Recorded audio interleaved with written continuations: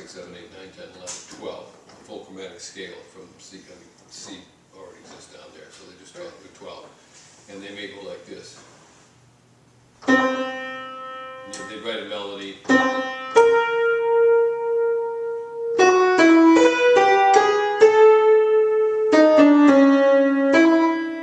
And then they'd start it over. And they use techniques, mirror inversion, where they'd actually look at it in the mirror and flip around. They'd augment it, so instead of doing, they'd make it longer.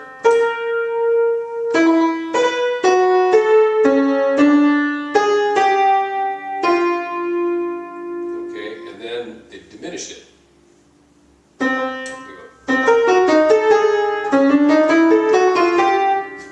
Speed it up. Right. And then they do it in different intervals. So instead of doing it like that, they might go.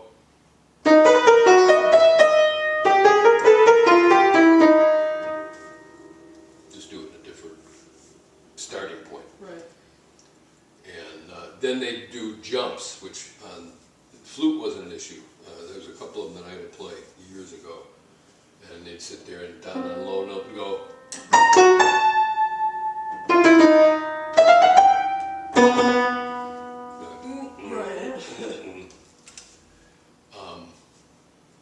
So that is, and there was kind of evolved into what's called a chromaticism, where they'd actually maybe have something, and this is all simplification.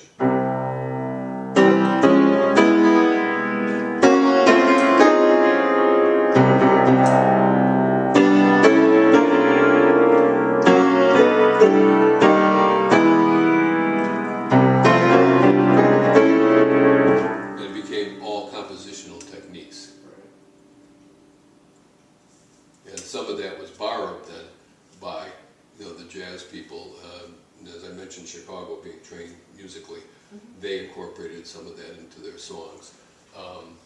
One of the biggest ones, it starts out in the key of A flat, it was called You're the Inspiration. It was a big ballad that sold big. And it would start out.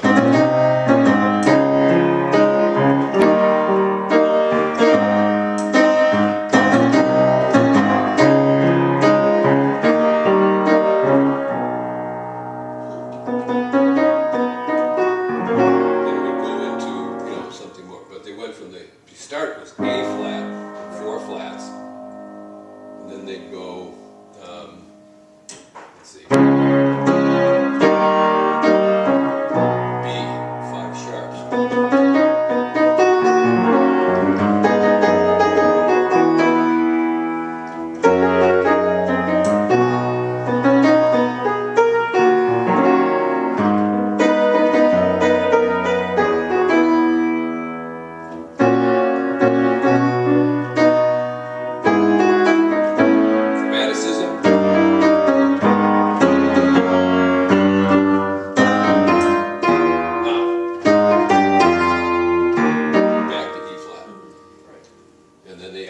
Key center there.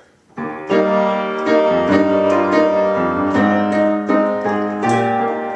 then change.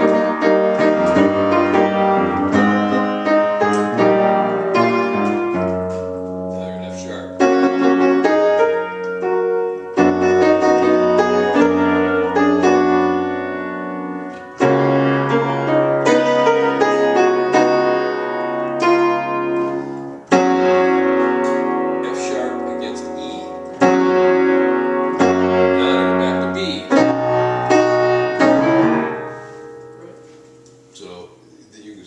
Incorporated that into something like that. Yeah.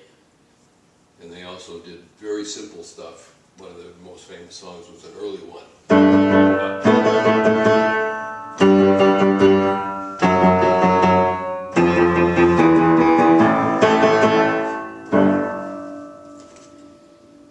So there's conventional there. But again, these were all different techniques that were kind of by the jazz greats in the 50s, not the pop music, rock and roll stuff. That was very simple. that came out of a whole other type of genre. But kind of not Maynard Ferguson, Herbie Hancock then borrowed some of that, but was more conventional with the.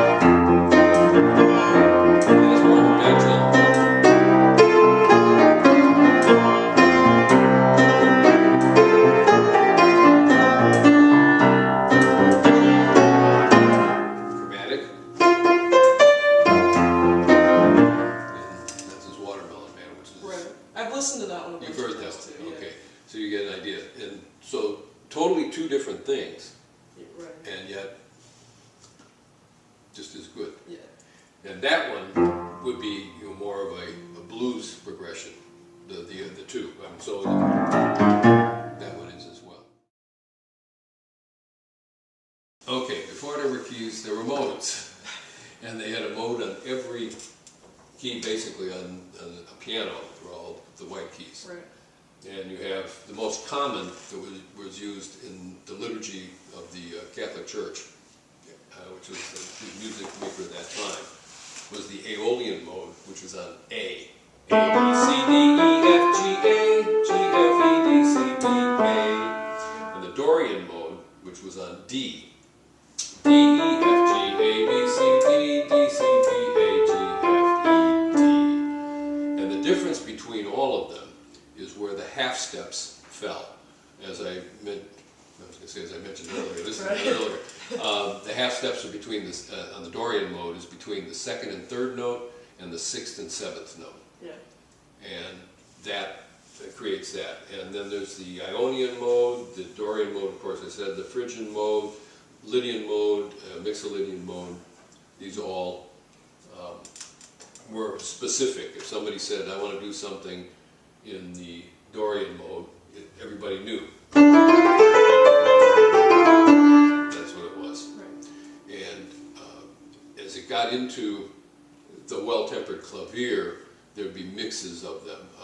Composers, as I mentioned, Pachelbel, Selma Purcell, Buxtehude was a German composer, would incorporate it within the key structure as they had keys would come along.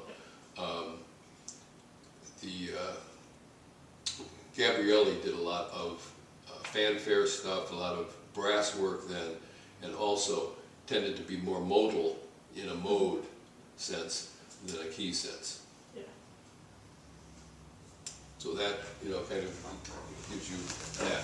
Then we talked about some of the big jazz artists of the late 40s and the 50s. Charlie Parker, John Coltrane, Dizzy Gillespie, Miles Davis, others would incorporate the modes into some of their performances or their improvisations. As I mentioned earlier, So What? Yeah. Or even Freddie the Freeloader, if you, in this key, and this would actually be what, if it was tonal by key signature. But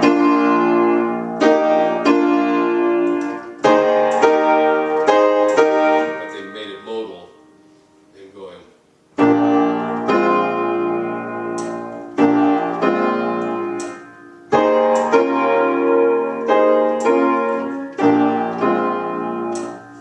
And then when they got to the improvisations, they basically did D Dorian, E flat Dorian, where he changes it.